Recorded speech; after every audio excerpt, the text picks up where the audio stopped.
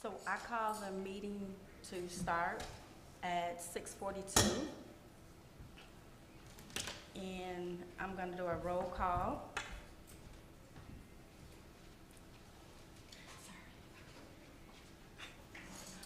Trustee Chavalate and Trustee Andrea Senior. And then we're going to stand for the Pledge of Allegiance. Pledge allegiance to the flag of the United States of America and to the republic for which it stands, one nation, under God, indivisible, with liberty and justice for all.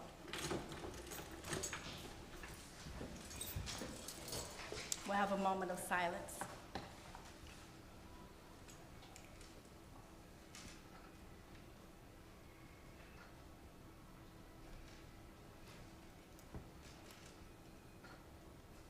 Thank you.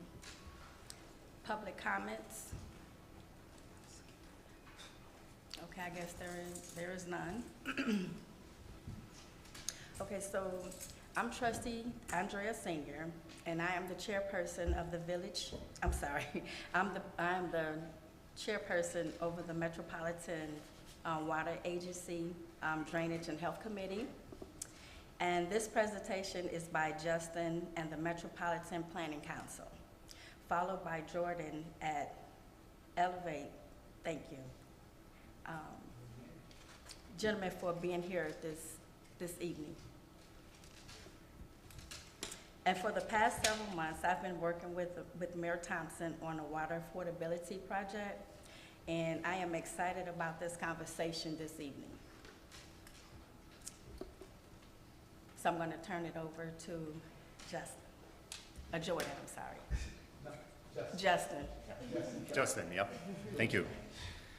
Yeah, thank you for the opportunity to come and present about this project that we're partnered with the village on. My name is Justin Keller from the Metropolitan Planning Council. I'm joined by my colleague Jordan Nash from Elevate. And we've been working with the village for several months now, trying to explore water affordability issues. And we're doing that by looking at water rate data, as well as having conversations with various stakeholders, including the elected officials and residents and businesses, and trying to get a better understanding of recommendations that would be useful to make water bills meet the needs of the municipality and the ability to maintain the infrastructure, as well as not be an undue burden to the residents and other ratepayers. So we want to talk first about kind of the journey that brought our organizations here. We've done some research on general water affordability in Northeastern Illinois, so I'll give a brief overview of that.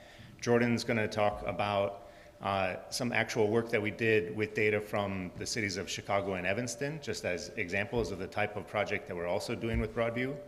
I'll review the scope of work that's currently underway. We're a couple of months into it. And then we want to have a discussion both with the committee members and everybody that's here in attendance. So first, looking at the water affordability research that we did, I need to start with some terms. When we're talking about water affordability is the interaction between the cost of the service as well as the income. And this is a very important point because the same water rate or the same bill for the same quantity of water can be very affordable to some people, but a very heavy burden to other households. So it's this interaction between the cost and the household income. And so we're talking about water bill burden, which is the portion of income that goes towards water bills. And there's no agreed upon definition of what is a high burden or a low burden, but a common metric that's used is this more than 2.5% of a household's income for water only, or more than 4.5% for water and sewer bills combined. If more than 4.5% of a household's income is going towards their water and sewer bill, then the EPA says that that's a burden. As I said, there's no agreed upon definition. This is one definition. And there's some complaints that it's not appropriate. But using this just for comparison, we looked first at the Chicago region. And this map shows, using the 4.5% indicator for median household income, we see that Chicago and some other suburbs, mostly in Cook County even, have some people that are burdened by their water and sewer bill but most of the region, not a big problem. We feel that using this 4.5% is actually masking the extent of the problem. So we analyzed water affordability in a couple of different ways, and one of them was, rather than looking just at the median income, we broke it up into quintiles, looked only at the lowest 20% of income earners. So rather than the median, just the lowest earners, and the map is very different. Here it's not just Chicago and just a couple of municipalities, but all throughout our region. We have people that receive the bill and experience it as a serious burden for their ability to pay. So based on this research that we did, we produced this report showing this finding and several others, and then we sought to partner with communities to explore using their actual rate data and actually talking to people to get a better understanding and make recommendations specific to municipalities. So we've done a couple of these projects looking at the water bill burden, as well as water debt and shutoffs, the impact of leaks, and then what impact the municipality's data management and customer service has as well on the experience for the ratepayers. And Jordan's going to come up and talk about two specific examples that we did in Chicago and Evanston. Jordan.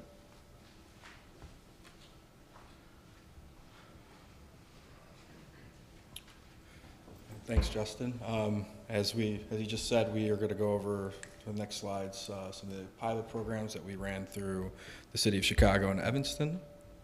The city of Chicago was able to provide roughly 9 million water bills for about 575,000 residential customer accounts. We were able to look at trends from January 2015 all the way up till April of 2020. And the records also included payment arrangements and also leak notification letters. With some of the data, we were able to look at specific addresses by obtaining the latitude and longitude of those specific properties.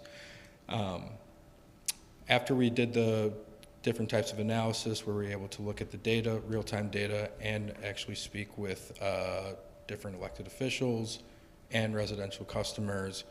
We were able to provide recommendations on one of our recommendations was to implement universal metering for all residential accounts for the city of Chicago, with understanding the lead service lines and how that must be addressed concurrently. We were also able to conduct a thorough evaluation of its utility billing relief program and communicate those findings with water advocates and the public. And another recommendation was expanding income eligibility, including renters in 3 to 4 unit buildings, and reach out to customers experiencing high bills for emergency plumbing assistance. And lastly, continuing to reinstate service for households that have been disconnected and launch an established plumbing repair program to help low-income households.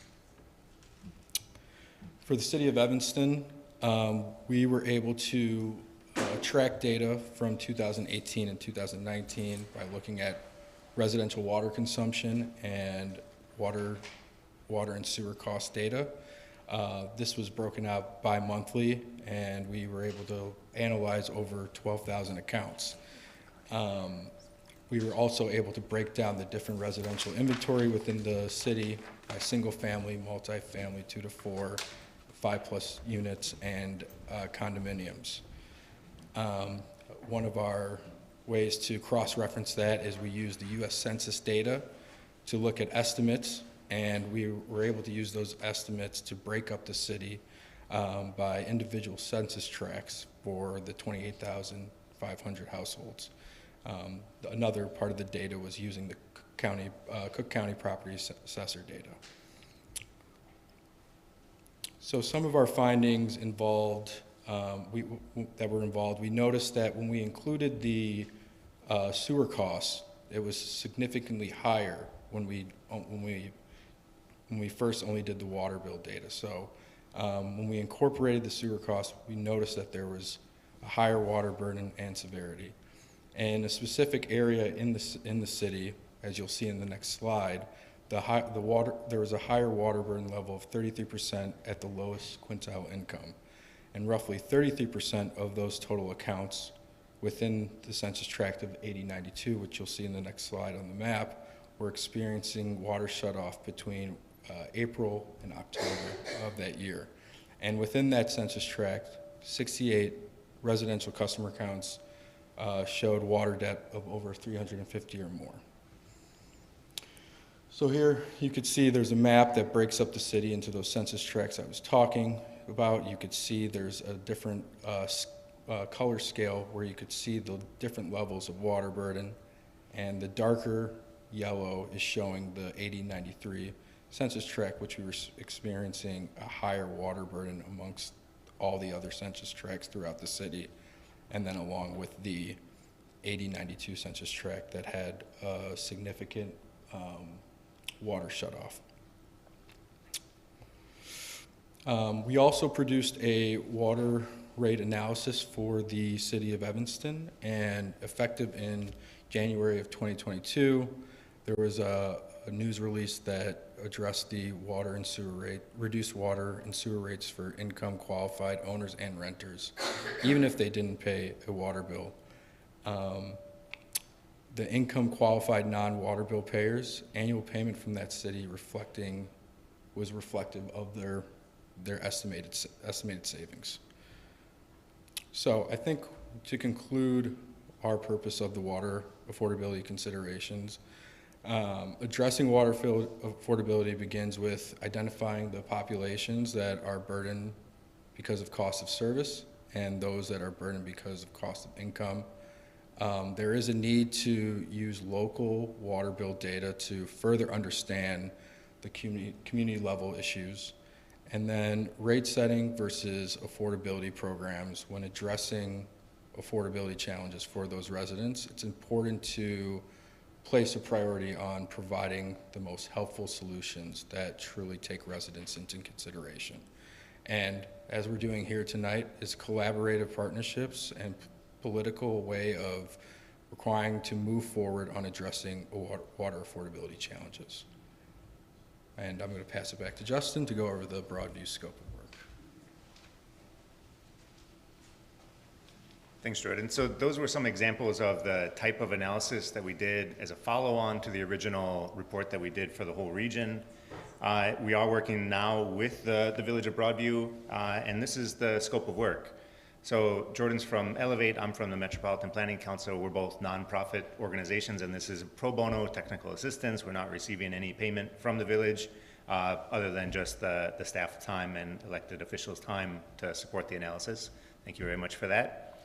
But we're doing quantitative and qualitative analysis. So the quantitative is looking at billing data to identify trends and make recommendations from that. The qualitative analysis, as I mentioned, we're talking with residents, business owners, and elected officials and staff. So tonight's meeting is actually part of this qualitative analysis, having a discussion about some priorities for the elected officials here. We are looking into water bill burden, water debt, shutoffs, plumbing leaks, data management, and we're going to make recommendations based on what we find.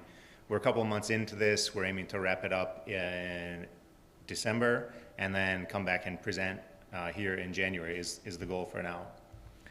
And we want to move into a discussion, but I also just want to pause and see if there's any questions about what we talked about so far.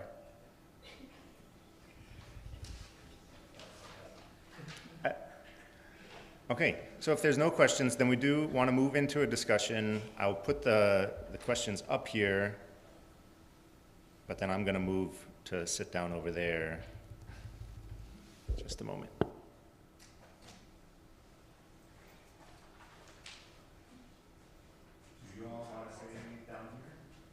Do you want to stay here and we can just all sit and have a conversation? I don't know. If so, I'll move over here. Yeah, I like it. More of a conversation I think is good. And maybe give you that and pass it around as needed.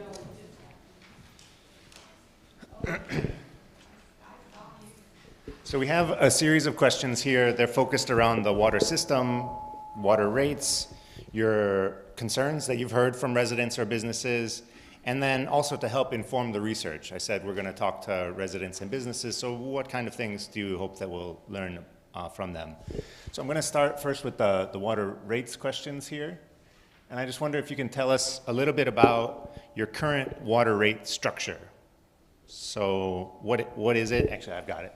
I can skip that one, because I've got it already up here from your website. And skip to the second question. What is the village trying to accomplish? What was the reasoning behind this water rate structure? And by that I mean, are you trying to pay for operations and maintenance, planning for significant upgrades or capital improvements, aiming to make it more affordable for residents or businesses, or make it a more business-friendly environment? Just what are you trying to accomplish with this rate structure? Okay.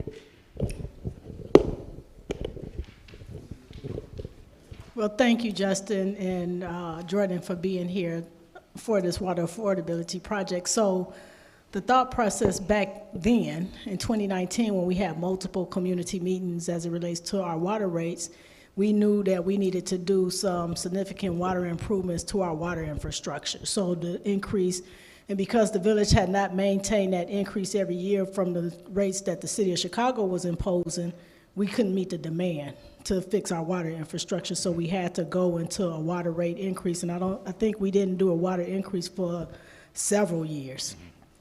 And so our water fund was diminishing because of that. And so when we identified some things that needed to be done, like our water tower, we needed to do some maintenance on that. And the last time they did maintenance on that water tower was about 20 years prior to.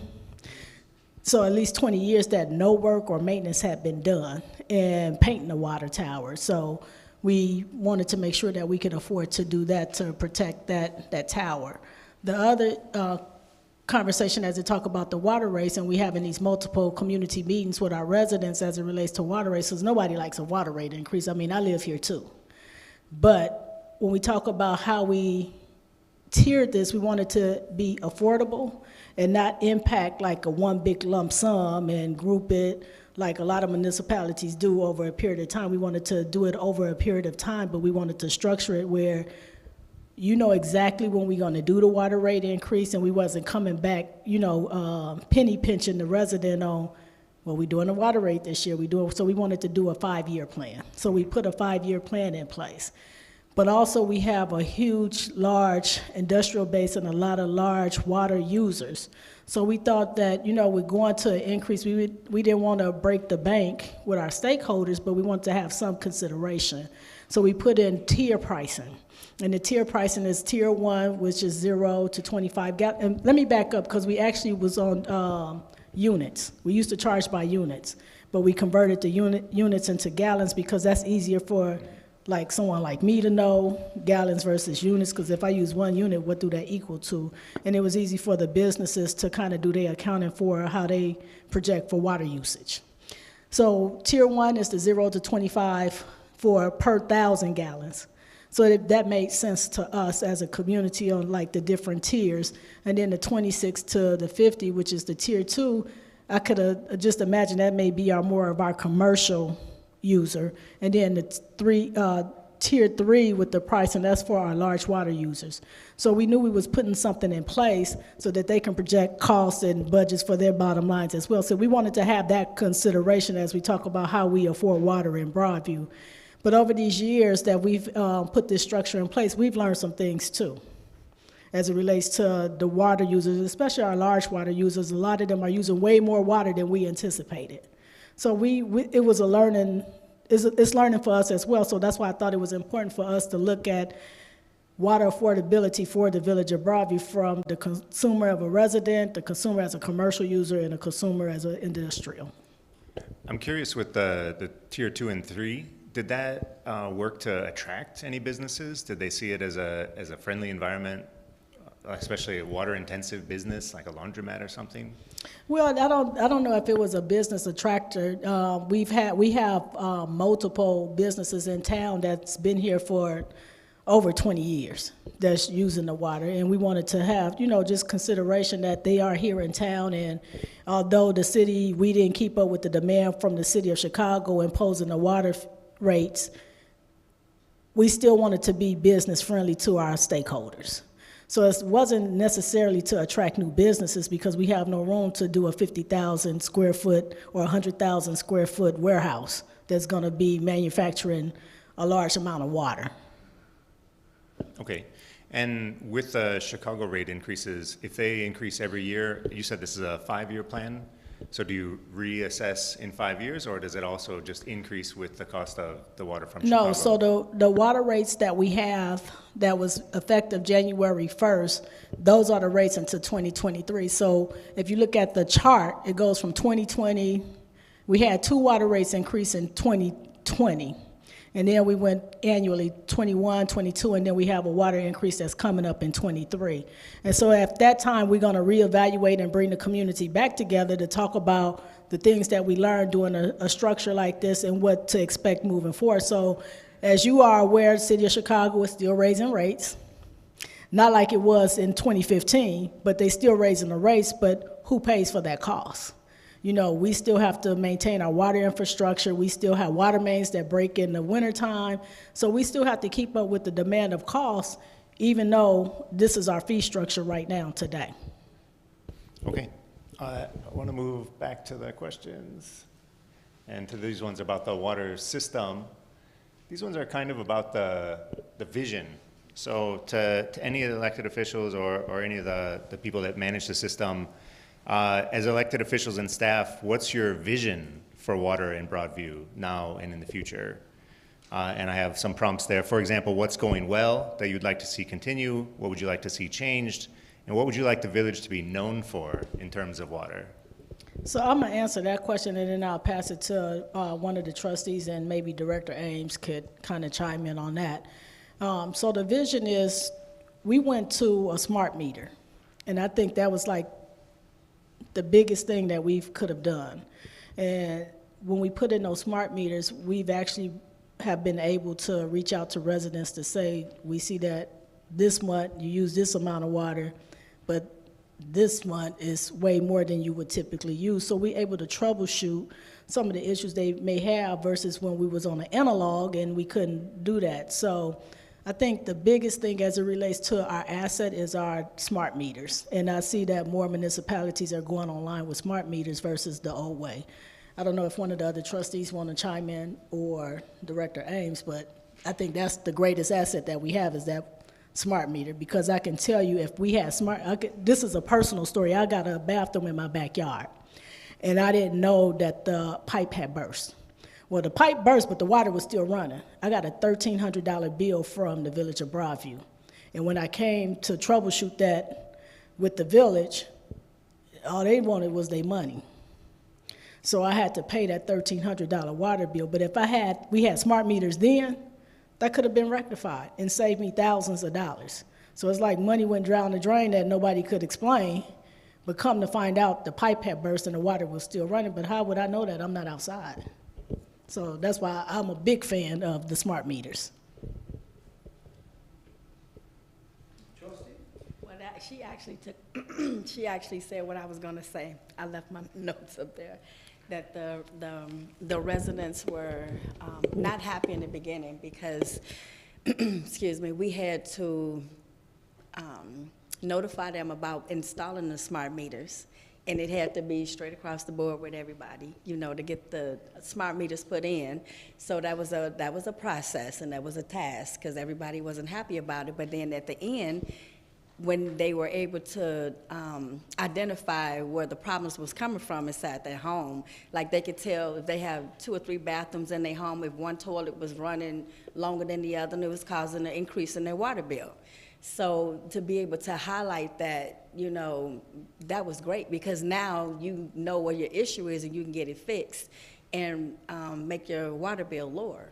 So putting the smart meters in the home was a very good idea for the village of Broadview. Yep. So, who else? Oh, there you go. This is Matt Ames with the Public Works Department. As a matter of fact, I had an opportunity to speak with both you gentlemen earlier today, and I think that next to the human resource, the water resource is the most valuable resource that we provide to our customers. I think I wouldn't be able to isolate any one component of our distribution system because it all works together, you know, from the water tower to the pump station, to the smart meters, and so forth and so on. So I think, again, just the combined system in itself is a very important asset for the village of Broadview, and second in resources only to the human resource. So that's my 2 cents on that. Just a clarification on the smart meter. Are there leak alerts? If you had that pipe burst previously, now you would know quickly, or would you still wait till the next bill? You know immediately. As a matter of fact, there are alarms that do go off. We get reports on a daily basis for, again, excessive usage, and what we program the parameters to be for excessive use. And we've got quite a few businesses, I believe you all are aware of them, that hit that report on a daily basis. So. And then is Public Works going out to notify them? Do they get an email, text message or something? Immediately, one of the staff will call and try and engage at that point. But we do try and notify the residents that there is an anomaly that showed up on the screen, and they may want to start checking the toilets, faucets, and if it was the case of Mayor Thomas at the time, maybe your backyard. Okay. This next one, I think is building on what you were just saying, actually, Director Ames. But for all of you, do you see Broadview's water system as an asset to the village, its residents, and its businesses? And I realize this is a leading question. It's okay if the answer is no, but water is a vital aspect of human life. So if it's just we're providing this thing that's necessary, that's fine. But if you also view it as like we're attracting people because of high quality water, we're attracting businesses because we have an attractive rate structure. Just how do you view it as a resource or as an asset for the village? Water is a necessity, period. So as it relates to when we talk to those that want to entertain business in the village of Broadview, they don't ask about the rate structure of the water bill. If they want to be here, they just want to be here. But when we talk about the environment and the space that we live in, the safest thing that we can do is supply safe drinking water for everyone.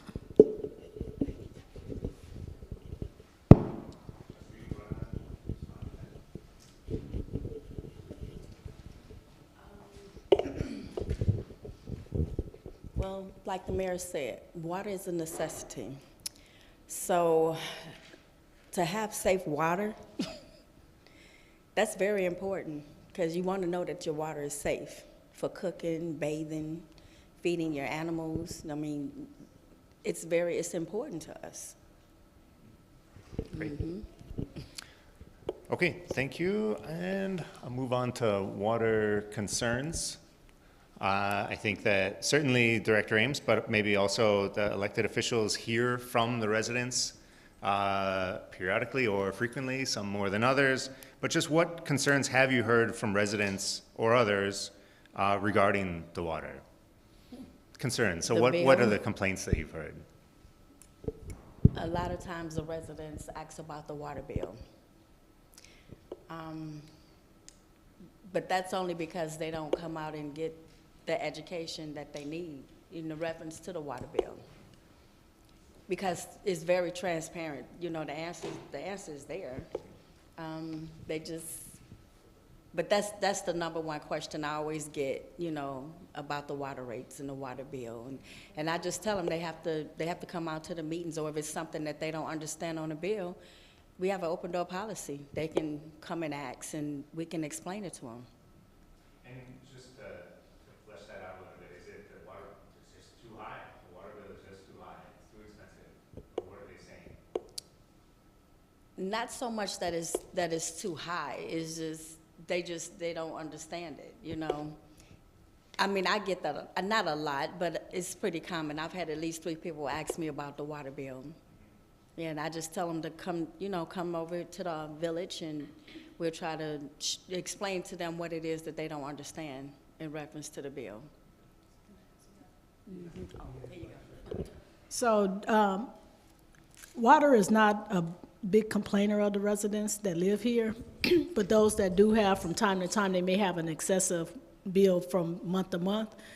And typically it's because they either have visitors that was visiting out of town and stayed a period of time, and now you got more people using more water. And so that's typically when we see a peak in their water usage, and they get a bill, and it's like, well, my bill was $75 last month, but now it's $125. And so we just probe a little bit, like, have you had any out-of-town visitors visiting from time to time? And then they're like, oh yeah, I had my wife, family came, and so that will cause a spike because you're using more water.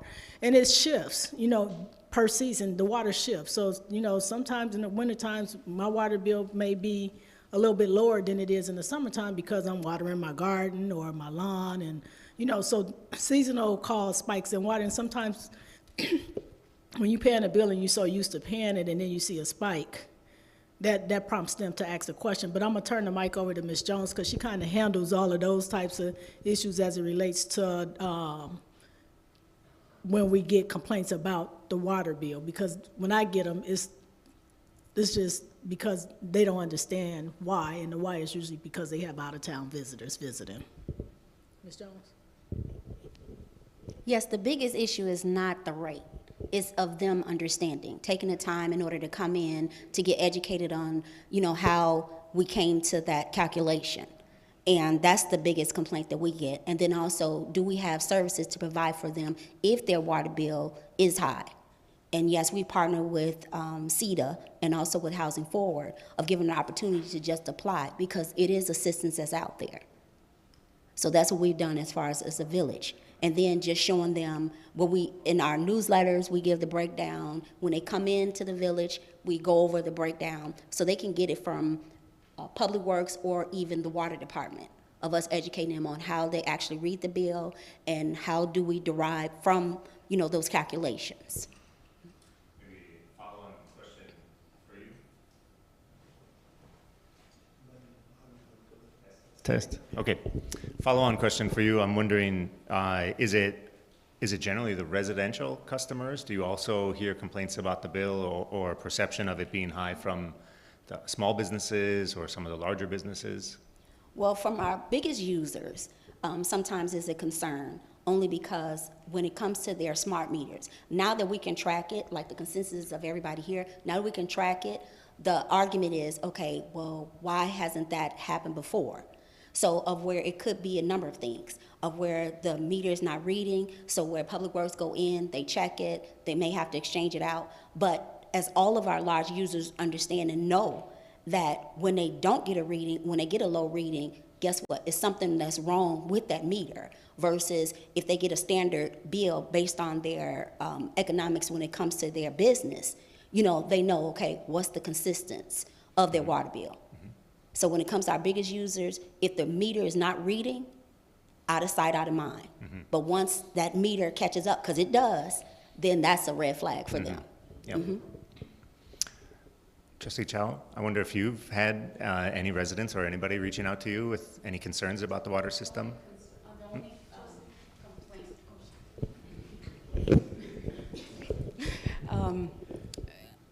Not really. I can't say that I have. I've had a neighbor saying that she felt her water smelled, but they went out and inspected it, and there was nothing wrong. So I can't say that I have. In the summertime, of course, it's high. I have a pool, so it goes super high. But one thing that came to mind is like ComEd and Nicor Gas. They do provide payment plans before you go to CEDA and LEAP, but there's no payment plan for water. So then there's CEDA takes time, and then if they don't pay, there's a shut off. So that, I think, is something that we could probably.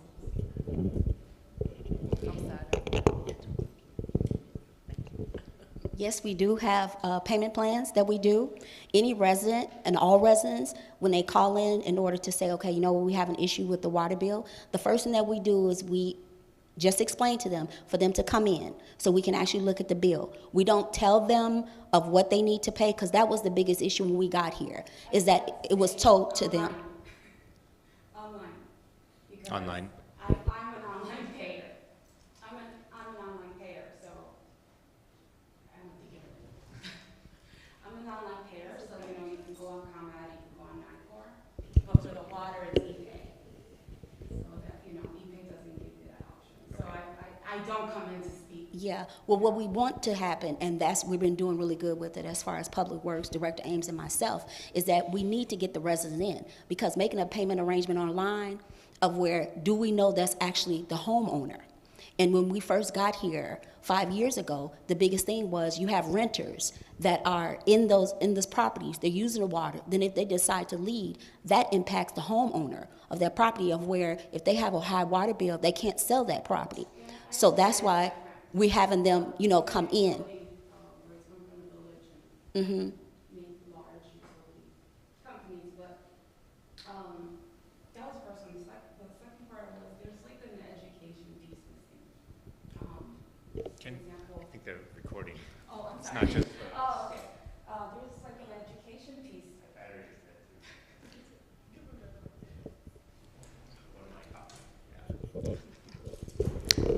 There's an education piece here missing. For example, when you wash dishes, right?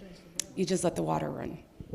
Where, you know, if you just turn it off, you save gallons of water. Or if you buy a high efficiency dishwasher, it's actually less cost than washing dishes by hand. A lot of people don't realize that now.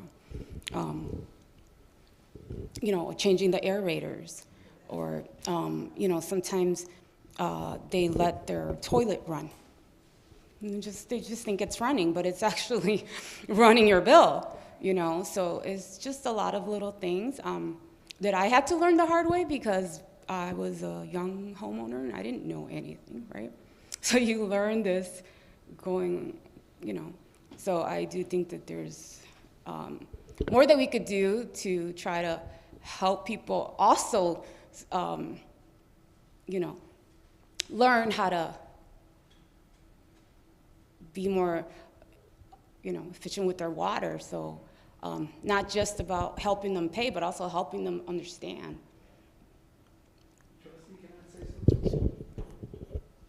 Justin, Jordan, I think, getting back to your question, the concerns, I believe it was answered a couple times. Our biggest concern has been because of a lack of education. When our residents are educated, most certainly about the fact that I think we've got the third or the fourth lowest water rate in the Proviso Township area. So when you look at our neighboring communities, we've got everybody in the Proviso Township has a higher water rate than the village of Broadview. So again, once again, the rate only is a concern for the ignorant. But when these folks are educated, meaning our residents, our customers, our stakeholders, that concern goes out the door. At least that's been my experience.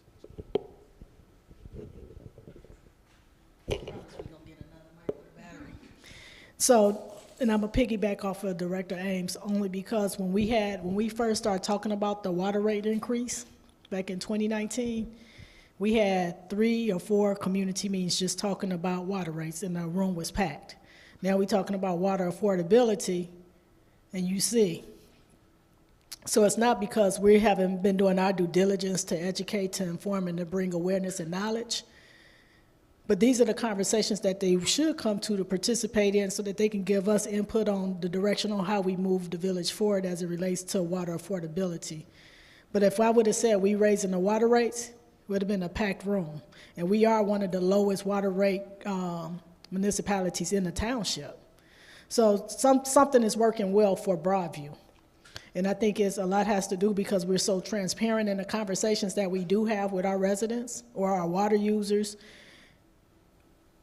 We don't leave them in the blind, and we have these conversations. So we're talking about water, and that's why I wanted to stream the conversation so that it could be transparent so they can see the conversation that's taking place, the behind the scene works that, you know, some people don't think like the elected officials do. This is behind the scenes that you don't see the work that take place. But it's important work that the elected officials are doing to bring awareness, trust, transparency in educating and informing the community, but they have to be here to participate. Because it's a two-way dialogue, it's a communication. This is how we communicate on the issues and concerns that we have. But if I had said we raising water rates, it would have been a packed room. And we just talking about water affordability, say they don't see the impact of all the other things that come up with the questions that you're asking us that impacts them. Thank you. Good timing. Okay. I think the two really important things came up in that conversation that we as outsiders could use further clarification on, and maybe Ms. Jones, you can help with this. So both were from Trustee Chow about the online payment system. What's different between that and coming in for a bill payment? If you can just explain that a little bit. As well as, I agree that there's more than just helping people pay. There's also educating on conservation and efficiency. So what resources are available right now, either in print form or on the website or wherever? Well, we have it both. We have it of where residents, we have it twofold. Right before you go on to pay your water bill, we have it right there, self-explanatory to the residents, okay, what's gonna happen. Then when you go in to pay your water bill, it tells you again, it gives a blurb of, okay, how long it may take in order for your account to be credited, you know, and what do they see. So they have the option of, well, they have 4 options. They can drop it off in the outside mailbox, they can bring it here in the lobby, they can mail it in, and then they also can do it online. And we also put in there that if they're gonna do the mail-in, it could take 5 to 7 business days. Now that, you know, we've had issues with the mailing service, we tell them up to 10 days, up to 10 business days, not including weekends. But what we want to do is we wanted to have more residents come in because that's when we can have the open dialogue. That's when we're able to educate them and teach them and let them know that we are transparent and we are held accountable in order when we're talking about our water, when we're talking about the infrastructure, when we're talking about why do we have, you know, like our water main breaks and what are the issues. But our struggle has been of getting them in because it's easier to just do something online. But guess what? You're not getting the education online because we even have it of where we walk the residents through when they call in and they ask us about online payments. We're telling them we're online with you. So we're logging in and we're walking it through and, oh, I didn't see that. And that's the complaint that we always get. Oh, I didn't see that. I didn't see that it says, okay, it could take up to 3 business days. They go, okay, they're looking for automatic. So that's the biggest thing that, you know, we want residents to come in to have open dialogue in order so that we can educate them. Because doing it online, you know, it's not feasible. But that's where the world is going, or where, you know, you're doing it online. But then who do you complain to? We're here. We're here all the time. So we want to get more residents in. We want to find out, okay, what are your concerns? And like Trustee said, okay, her biggest concern, she can't do a payment online. Okay, so that's something, you know, that we look at. But still, we want to get them in order to teach, to educate. And the second part about just public education about conservation with low flow toilets or low flow fixtures, do you have that available, or is that also you're trying to do that one-on-one with people?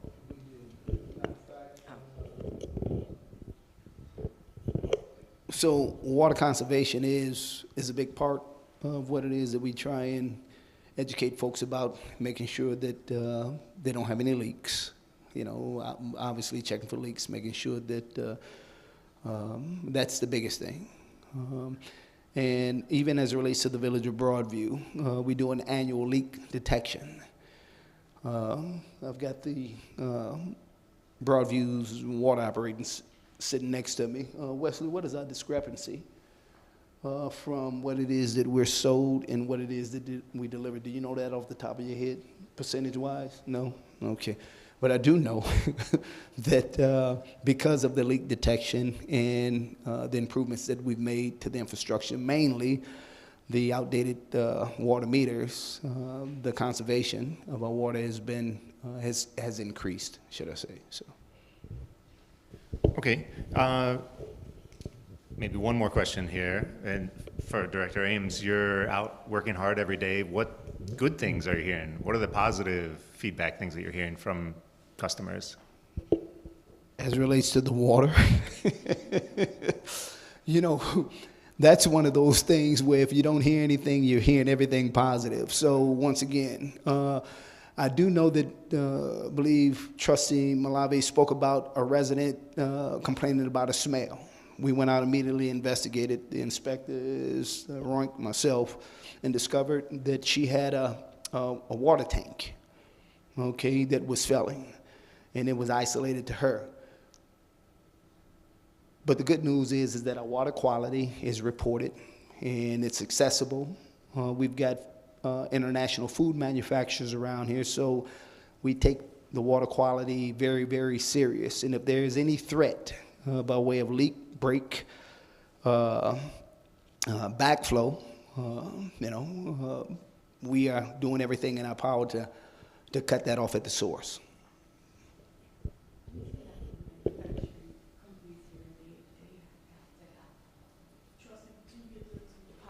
Water No, something that he mentioned, you know, in our industrial section, we have a couple of food manufacturing. I work in food manufacturing, so the water is always, we have to get it tested and certified for potability. So we know that the water is, food grade, right? So it's safe. Okay. And I wonder for the other elected officials, is it the same, no news is good news, or have you heard actual positive things? No news is good news, yeah. Water tastes great. Tastes great, Right, yeah. right. It's like, It's sparkling. are there devices now for the house, like there are out? Devices? Sorry. What kind of devices? Like, when you go out, the sensors so that it times the water. Censored faucets and stuff like that. I don't know, I'm not sure. Okay. To time how much water you're using? And let you know if you're so using? it's not just running, right, when it actually shuts it off.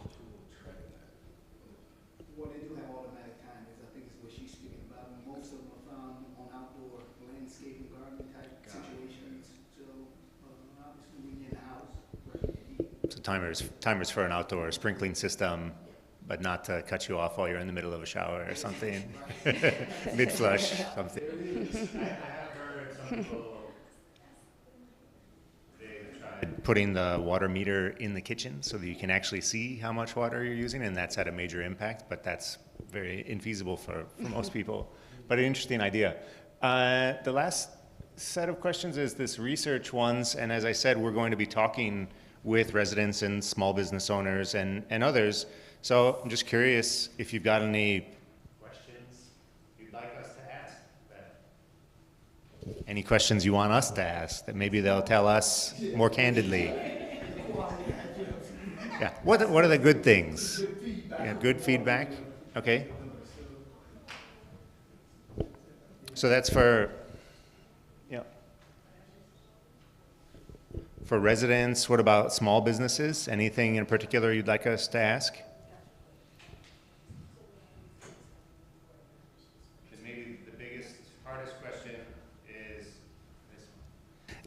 This broadly, what are your goals for this project? What do you hope we'll uncover and be able to recommend as a result of this research?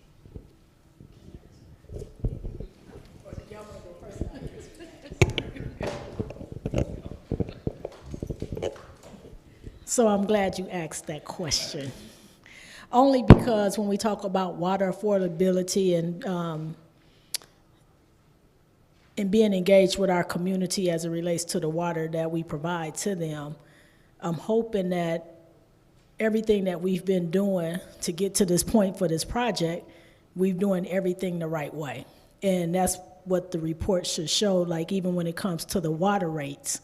And we know, and I hope in the report it shows the water rates that Chicago has been imposing for the last 5 years that we did not impose, but we got the structure in place to show the community the comparables of like where we are within the township with water rates, but also show the comparison of how often the city of Chicago raised rates, who we purchase water from, and then we purchase it from the Broadview Joint Water Agency. So we need to see those comparables, because when we bring out this plan, it's going to be a documented strategic plan that we can use as we look forward to engaging if we decide that we need to increase water rates or give us some input on what we need to do as it relates to what water rates look like for the village of Broadview. We have a solid plan in place strategically that we can engage and have that transparent conversation that we like to have in the community. So I told you before when we first started talking about it, I was excited about it because I see where we're going as it relates to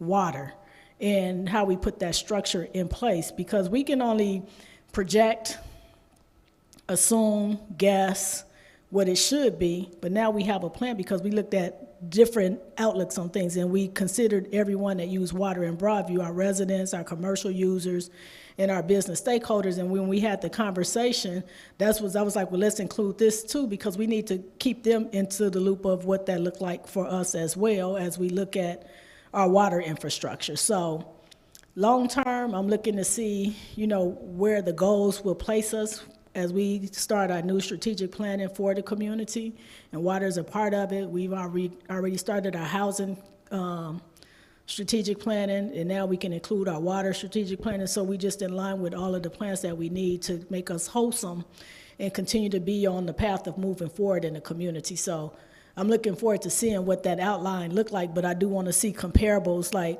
how we compare to other municipalities in the township, how we look at how the city of Chicago imposed water rates that we have to pick up the cost and what those percentages are, and where we are and how we sustain. Because it's not just being able to afford the water, it's how we sustain when we talk about the maintenance of our water tower. As we talk about, a water reservoir coming online for the village of Broadview, how we maintain our smart meters, the maintenance part of that, because it's not just purchasing water. It's a lot of other things that come with just being able just to get it to the faucet. And that's our underground water infrastructure. But most people, and I'm going to put myself in that category of most people, before I became the mayor, out of sight, out of mind. I just know I drink water, but I didn't know about all these water main breaks that take place in the wintertime.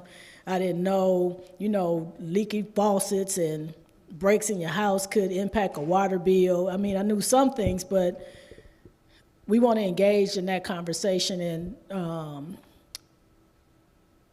just put it in a document form, because while they holding all of the elected body accountable, we want to also have accountability with our residents, holding them accountable to the information and the hard work we put into things, and holding them accountable to a document where we can say, no, we did a plan, this is what the plan looked like, and we work in the plan to set goals and objectives for the future.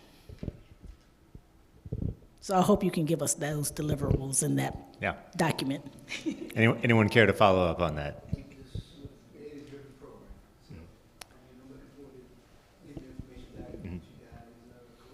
To review the data. Mm-hmm.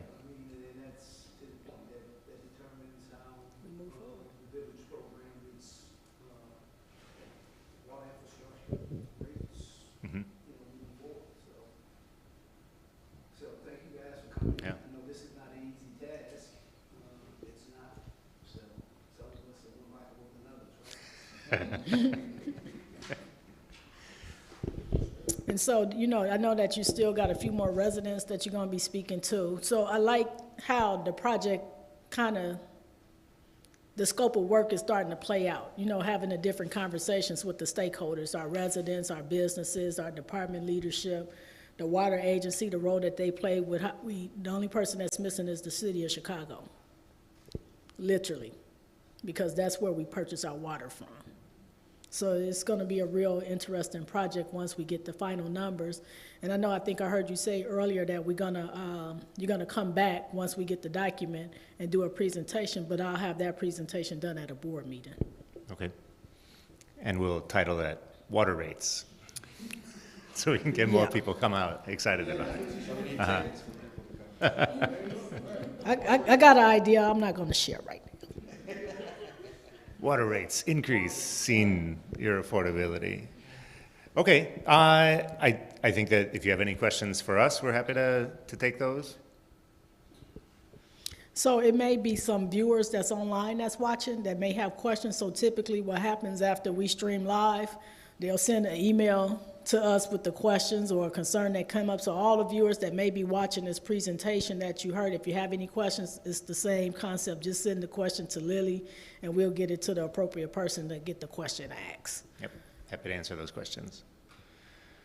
Okay, And we are looking for residents, if you want to be a part of the project, you are more than welcome to let us know that you would like to interview with Elevate or the Metropolitan Planning Council, and we'll get you connected for that conversation. When is the conversations taking place for residents? I'm setting them up for next week, so. So you need to call us tomorrow. they could be next week or after the Thanksgiving break, and we do have an incentive structure to encourage that. Yeah, we have set up a incentive option for those who You gonna pay their water bill for the month? Yeah, me personally. I'll Okay. there is an incentive option for those who participate, $50, and for participating. It's we appreciate your you participating and helping us out with this Okay, work.